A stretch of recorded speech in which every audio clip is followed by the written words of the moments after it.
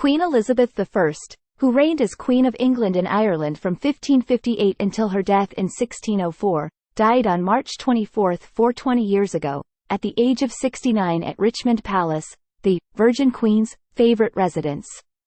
As the only daughter of Henry VIII and Anne Boleyn, her funeral was held at Westminster Abbey, and there, she was buried in a tomb shared with her half-sister.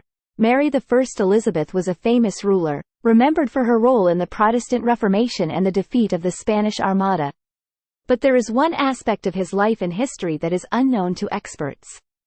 For centuries, the cause of Elizabeth's death has been the subject of debate. Before he died, he refused permission to perform an autopsy, so the explanation of his death was forever shrouded in mystery. Although there are many theories, none have been proven conclusive. Some say the Queen may have died from blood poisoning, caused by the use of lead-based makeup.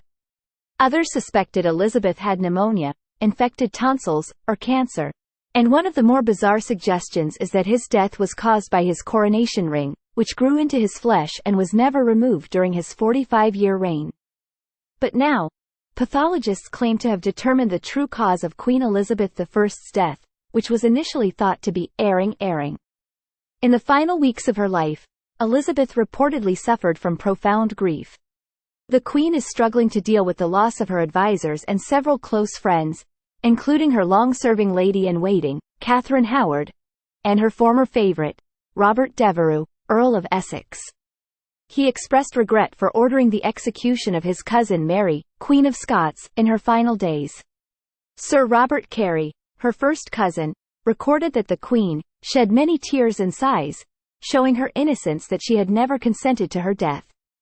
His mental health problems caused him to withdraw from public life, and he also battled painful physical ailments, including rotting teeth that led to abscesses in his mouth and pus-filled glands. The Queen experienced hair loss and refused to be groomed or bathed. It is said that he refused to lie down because he was afraid he would never be able to get up again. He stood in his bedroom for 15 hours before finally falling to the floor. He lay speechless for 4 days before his maid finally managed to put him to bed. After her death, the Lady of the Bedchamber refused to allow Elizabeth's body to undergo an autopsy. Some argue that this was a way to maintain the Queen's reputation as a virgin. However, a modern autopsy carried out by a Ministry of Home Affairs pathologist, Dr. Brett Lockyer, concluded that it was pneumonia that ultimately claimed the Queen's life. Appearing in the second and final episode of the Sky History series Royal Autopsy, Professor Alice Roberts, who previously helped investigate the death of King Charles II, and Dr. Lockyer focus on the last Tudor ruler. By investigating the patches of clues left behind, they investigate a number of health problems that could have killed the Queen. Professor Roberts investigated the effects of Elizabeth's makeup, which was said to have left an inch on her face when she died. The Queen was obsessed with looking youthful, because she believed it would help her maintain power, so she wore white makeup made from vinegar and lead. He was sticking this to his face every day, for years. It's a toxic metal, explained Professor Roberts. The lead-based composition, known as Venetian ceruse, or Spirit of Saturn, was classified as poison 31 years after Elizabeth's death. Professor Roberts and Dr. Lockyer claimed the makeup did not kill her, although they said the Queen had been suffering from the effects of chronic lead poisoning, which resulted in significant hair loss and decayed teeth. Some text goes here their condition was very bad and there were several tooth abscesses and gingivitis, said Dr. Lockyer. Some text goes here the Queen's final months must have been extremely painful, added Professor Roberts. They went on to speculate that bacteria from an infection in his mouth could have been the cause of his death. Dr. Lockyer said, it caused a lot of pain as the infection continued to progress and left him unable to speak or swallow easily. It is an end-of-life condition. His body slows down and stops functioning.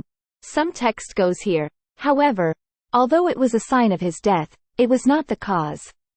Professor Roberts and Dr. Lockyer consider the suspicions regarding Elizabeth's coronation ring. After 45 years on the Queen's finger, the ring had to be cut off. Swelling in his left hand suggested his heart was not functioning properly, and both experts also questioned whether sepsis had developed because of this. Elizabeth was emaciated at the time of her death, and a recent autopsy, based on her symptoms, showed the Queen had fluid buildup in her lungs, and her heart was not pumping effectively. When he wanted to make his conclusion, Dr. Lockyer insisted that he believed that pneumonia had killed the last Tudor queen on 24 March 1603. That was the reason for his death. "I think the infection in his lungs may have entered his system and caused blood poisoning," he said. Heart failure could occur. His heart worked to a certain point until it experienced something that required it to work harder to circulate blood throughout the system. So the cause of death was bronchial pneumonia, without a doubt, but heart failure had an additional role. Professor Roberts explained that misleading arguments had thwarted the investigation, but hundreds of years later, the debate over the Queen's famous death appears to have been settled.